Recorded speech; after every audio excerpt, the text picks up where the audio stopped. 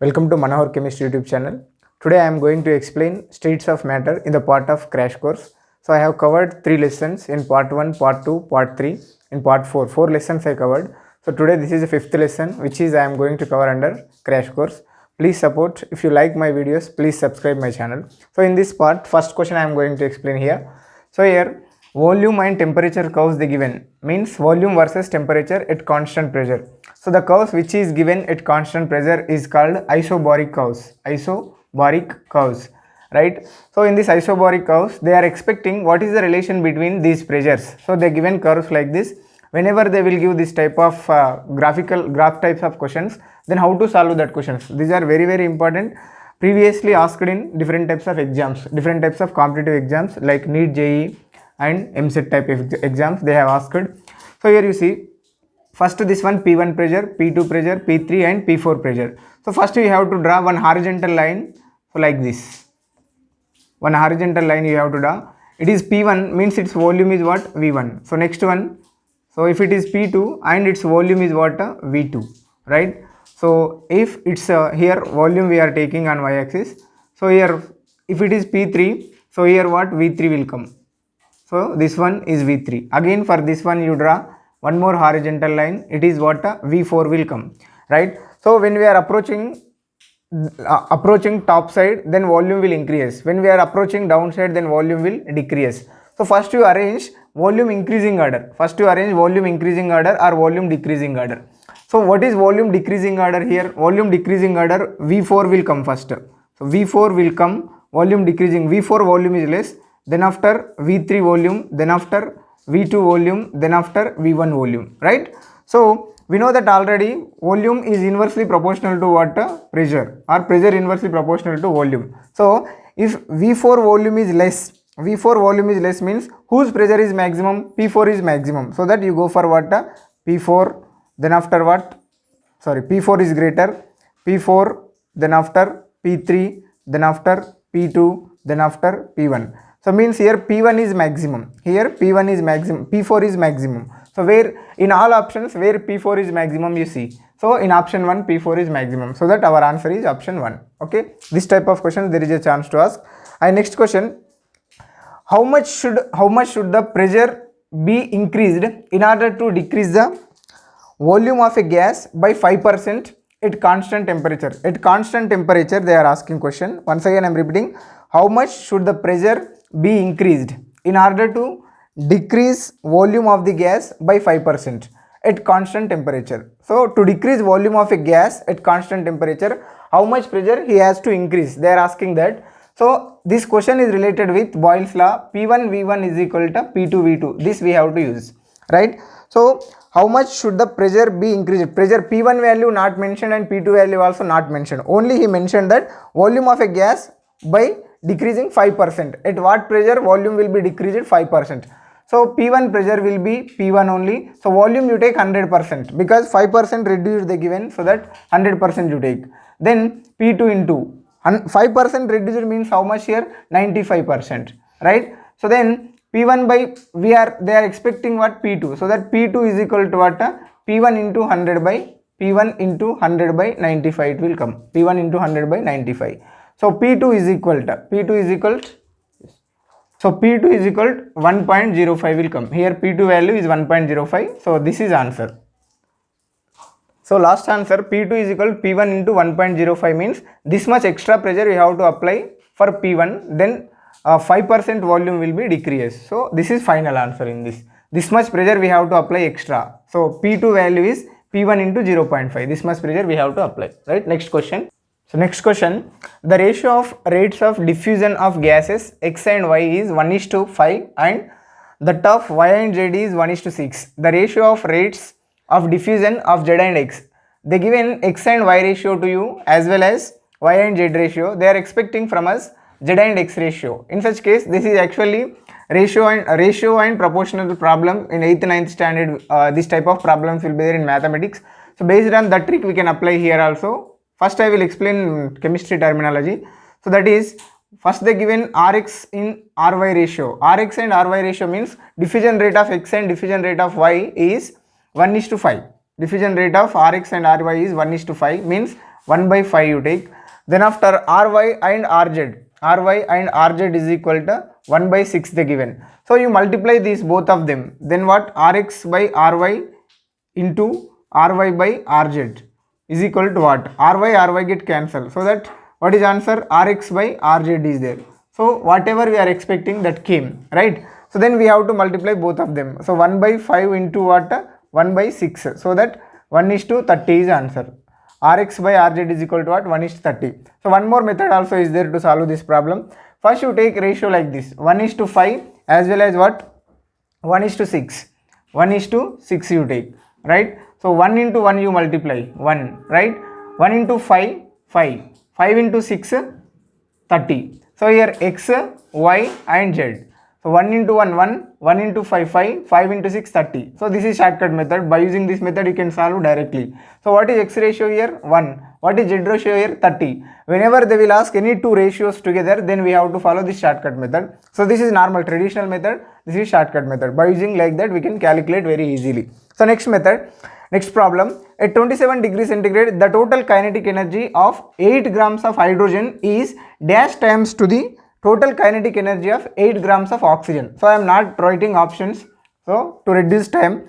So at 27 degrees centigrade, the total kinetic energy of 8 grams of hydrogen is dash times to the kinetic energy of 8 grams of oxygen, right? We know we have a formula regarding kinetic energy, Ek is equal to, kinetic energy Ek is equal to 3 by 2 nRT. This is formula, 3 by 2 nRT. Here RT is constant, right? So 3 by 2 also constant. So simply we can find out relation like this. Ek is directly proportional to what? N. Ek is directly, kinetic energy is directly proportional to number of moles. Here two different gases are there, so that's why I am taking here. So Ek of first gas, Ek of hydrogen upon Ek of oxygen. Kinetic energy of oxygen is equal to what? Number of moles of hydrogen and number of moles of oxygen. So how can we calculate number of moles? Weight by gram molecular weight. What is the weight of hydrogen here? 8. So H2 we have to consider here because hydrogen gas, H is not existing. Here again oxygen gas they are asking 8 grams of oxygen, 8 grams of oxygen as well as 8 grams of that hydrogen. So 8 by 32 is there, right? So 8 get cancelled, then 32 by 2 will be there, 2 1 ja, 2 16 ja, right? Then how many times it is? 16 times greater, 16 times greater. So that here answer is what? 16. Okay. Next question. At 27 degrees centigrade, a closed vessel contains equal weights of helium, methane, sulfur dioxide, exert a pressure of 210 mm and partial pressures of helium, methane and sulfur dioxide are P1, P2, P3. Which of the following is correct? So they given equal moles of these gases, equal moles of these gases, equal weights of these gases, sorry, equal weights of these gases will exert. Which one will exert means they are expecting pressure order. So they given what? Weight for us. So actually pressure is directly proportional to number of moles. This is formula, pressure is directly proportional to number of moles. So your weight is same, so that's why you have to calculate number of moles of CH4. Number of moles of CH4 is equal to, so weight is X by what? 16 will come. So number of moles of helium, so X by what? 4 will come.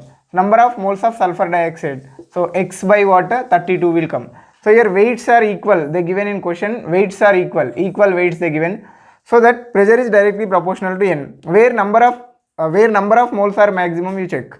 So here number of moles are maximum. So its pressure is, helium pressure is P1, its pressure is P1, its pressure is P2 and its pressure is P3. So that P1 value is greater comparing with P2, comparing with what? P3. So where denominator value is maximum, that value will be decreases. So that's why here denominator value is maximum, then after here, so this value is less. So that's why P1 greater than P2 greater than P3. Means here helium pressure will be more, then after CH4 methane, then after what? This one. So where P1 greater than P2 greater than P3, in option 2 this is there. So that option 2 is our answer. Next question.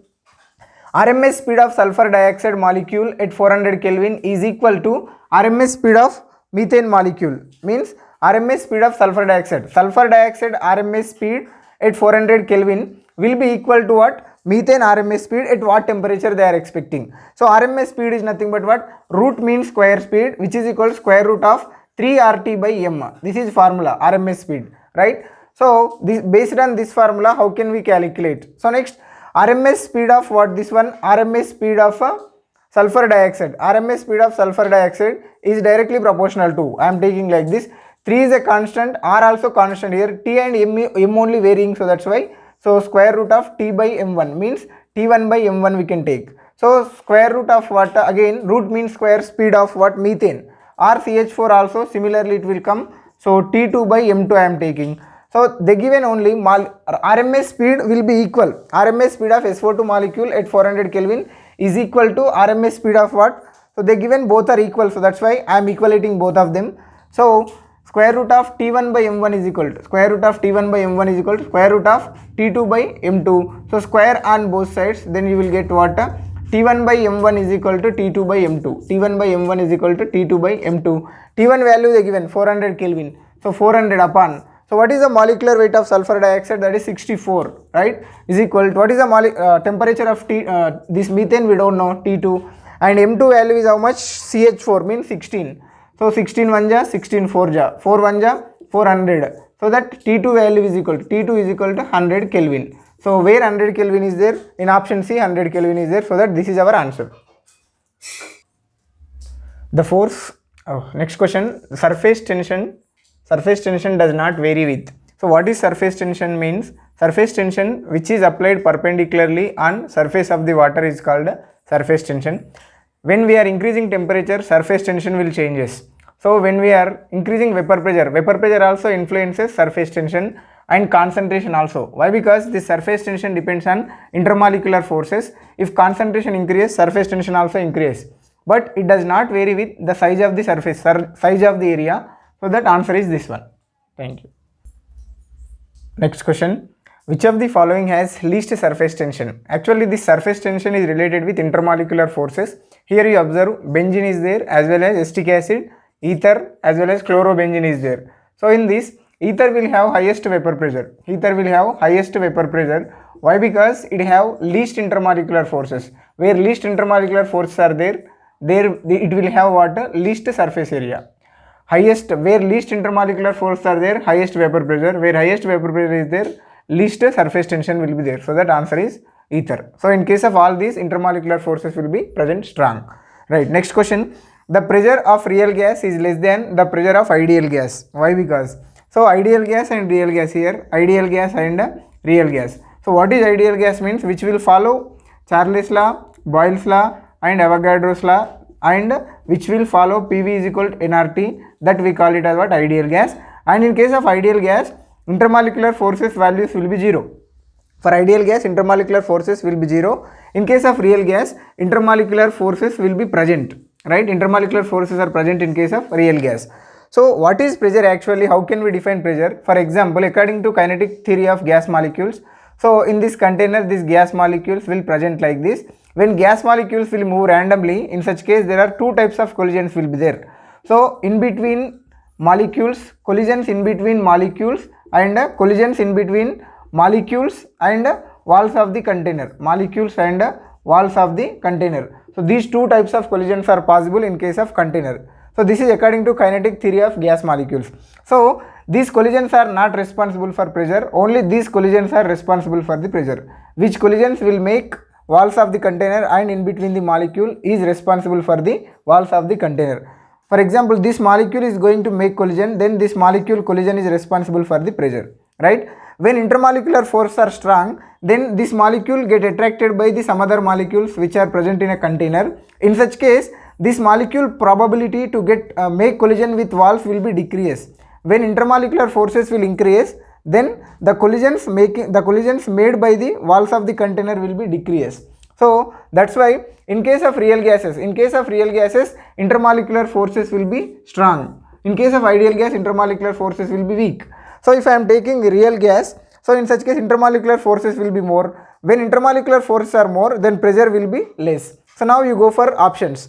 Increase in collisions. So increase in collisions, then after what? Finite size of the molecules and increase in intermolecular forces, right? So in case of real gases, intermolecular forces will increase, so that's why number of collisions with walls of the container will be decreased. So that this answer is right. Option 2 is right in case of this. Next question. The value of van der Waals constant A for the oxygen, nitrogen, ammonia and methane are 1.360, 1.390, 4.170 and 2.253. Okay, decimeter to the power of 6 and atmosphere mole to the power of -1.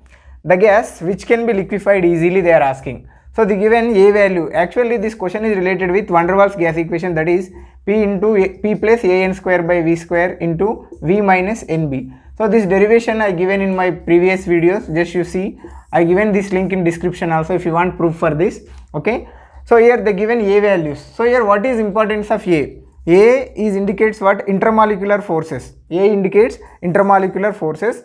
So where A value is maximum, their intermolecular forces will be strong.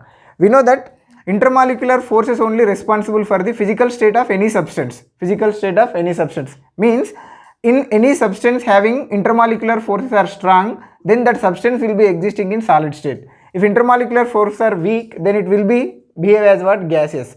So here in which case, in among these four, which gas will have strong intermolecular forces, you check. So where A value is maximum, ammonia A value is maximum, right? Ammonia A value is maximum, so that's why we can liquefy easily and it can easily convert it into gas, so that our answer is ammonia, right? So next question is, for an ideal gas, a flat of PV by RT versus temperature will look like. PV by RT versus temperature they are asking.